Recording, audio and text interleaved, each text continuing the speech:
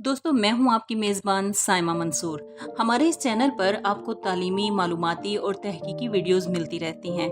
अब से लेकर आइंदा आने वाली वीडियोस में आप दुनिया में पाए जाने वाले मज़ाहिब, उनके अकायद व नज़रियात, रसूमात और तालीमात के बारे में जानेंगे। तो आइए आज की वीडियो का आगाज़ करते हैं और जानते हैं दुनिया में माने और अपनाए जाने वाले सबसे बड़े मज़हब ईसाईयत यानी क्रिश्चियनिटी के बारे में। दोस्तों, अगर फॉलोअर्स के हिसाब से देखा जाए तो इस वक्त दुनिया का सबसे बड़ा मजहब क्रिश्चियनिटी है, जिसके 2.4 बिलियंस मानने वाले हैं। लेकिन क्रिश्चियनिटी की तारीख क्या है? क्यों ये मजहब इतना पॉपुलर हुआ? जीसस क्राइस्ट यानी कि हजरत ईसा कौन थे? इस मजहब के बुनियादी अकायद क्या हैं? क्रिश्चियनिटी में कॉन्सेप्ट ऑफ गॉड क्या है? बाइबल क्या है और इसमें क्या अहकामात बताए गए हैं? क्रिश्चियनिटी में मुख्तलिफ फिरके क्या हैं? ये कुछ ऐसे सवाल हैं जिनका जवाब हम सब जानना चाहेंगे। तो चलिए अपने नॉलेज के इस सफर का आगाज करते हैं। क्रिश्चियनिटी मजहब की जो सेंट्रल पर्सनैलिटी हैं वो हैं जीसस क्राइस्ट, लिहाजा उनके बारे में जानना सबसे ज्यादा जरूरी है। जीसस का जन्म हुआ यरूशलेम में in the year of 4 BC। ये जगह उस वक्त रोमन्स के कब्जे में थी। जीसस के बारे में सबसे यूनिक चीज ये थी कि वो बगैर बाप के पैदा हुए थे। यही वजह है कि उनकी माँ को वर्जन मैरी कहा जाता है। लेकिन यहाँ पर दोस्तों एक क्लियरिटी देना बहुत ज्यादा जरूरी है। ज्यादातर लोग ये समझते हैं कि वर्जन मैरी की कभी शादी नहीं हुई। ये बात दुरुस्त नहीं है। उनकी शादी हुई थी जोसेफ से, लेकिन बाइबल के मुताबिक उन्होंने जीसस क्राइस्ट को शादी से पहले ही कंसीव कर लिया था। ये पूरा किस्सा समझाने के लिए मैं कोट करूंगी गॉस्पेल ऑफ मैथ्यू से, जो क्रिश्चियंस की रूहानी किताब है। अब जीसस की पैदाइश कुछ यूं हुई कि जब मैरी की मंगनी हुई जोसेफ से, लेकिन उनके साथ रहने से पहले वो रूहुल कुद्स से बच्चे के साथ पाई गई।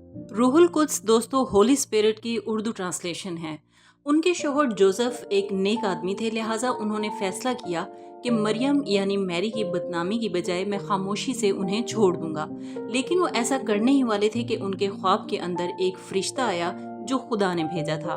ए Yusuf Ibne Dawood, by the way Joseph को उर्दू में यूसुफ कहते हैं और डेविड को दाऊद। ए यूसुफ इब्ने दाऊद, मरियम को अपनी बीवी बनाने से मत डरो, क्योंकि उसके पास जो बच्चा है वो होली स्पिरिट का है, वो खुदा का है। उसके यहाँ एक बेटे की पैदाइश होगी और तुम्हें उसका नाम रखना होगा जीसस, क्योंकि वो लोगों को उनके गुनाहों से बचाएगा।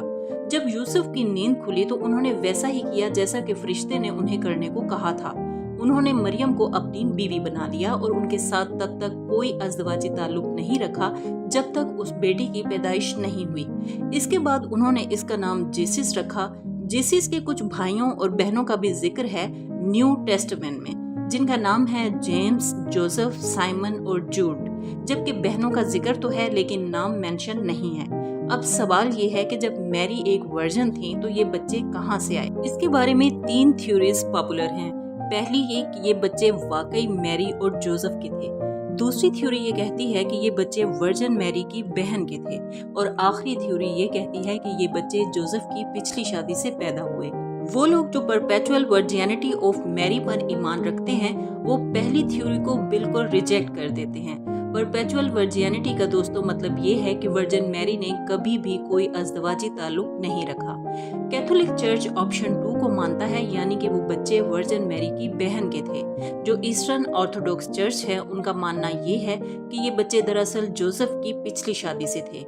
क्योंकि जीसस एक यहूदी घराने में पैदा हुए, लिहाजा ज्यूइश ट्रेडिशन के मुताबिक उनकी पैदाइश के 8वें दिन उनकी सर्कमसिशन हुई। जीसस के टाइम पर एक टिपिकल ज्यू का सिर्फ एक नाम होता था, which was followed by father name. जैसे कि मुसलमान कहते हैं खालिद बिन वलीद, यानी खालिद उस शख्स का नाम और वलीद उनके वालिद का नाम। लिहाजा न्यू टेस्टामेंट में जीसस ऑफ नाज़रेथ यूज किया जाता है। इसकी वजह यह है कि जीसस के कोई वालिद नहीं थे और नाज़रेथ वो जगह है जहाँ पर वो पले बढ़े। क्रिश्चियनिटी के कदीम जमाने से लोग उन्हें जीसस क्राइस्ट ही कहते हैं, क्योंकि क्रिश्चियनिटी का जो लफ्ज है वो निकला है एक ग्रीक वर्ड क्रिस्टोस से, जिसको अंग्रेजी जबान में मसाया और उर्दू में मसीहा कहते हैं। दोस्तों, जीसस की जिंदगी के बारे में 2 अलग अलग कहानियां हैं। मैथ्यू जीसस का शजरा जोड़ती है अब्राहम से थ्रू डेविड यानी कि हजरत दाऊद अलैहिस्सलाम के जरिए हजरत इब्राहिम से, जबकि ल्यूक उनकी फैमिली को जोड़ती है खुदा से थ्रू एडम यानी कि हजरत आदम अलैहिस्सलाम से। ल्यूक के मुताबिक जीसस क्राइस्ट का हजरत आदम के जरिए डायरेक्ट ताल्लुक खुदा से है। जब जीसस 30 साल के हुए तो उन्होंने एक मिनिस्ट्री का आगाज किया जिसमें वो लोगों को सही और गलत के बारे में बताया करते थे।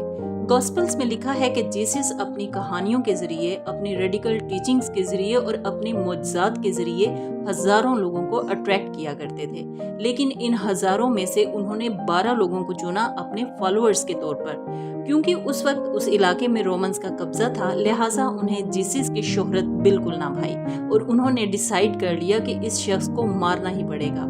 इन्हीं फॉलोअर्स में से एक, जिसका नाम जुडास था, उसने जीसस के साथ बेट्रेल किया और उन्हें अरेस्ट करवा दिया।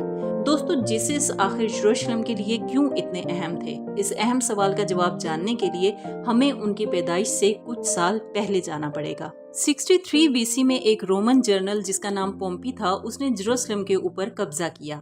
इस कब्जे से यहूदियों के तकरीबन 1 सदी से चलने वाले सेल्फ रूल का इख्तिताम हुआ।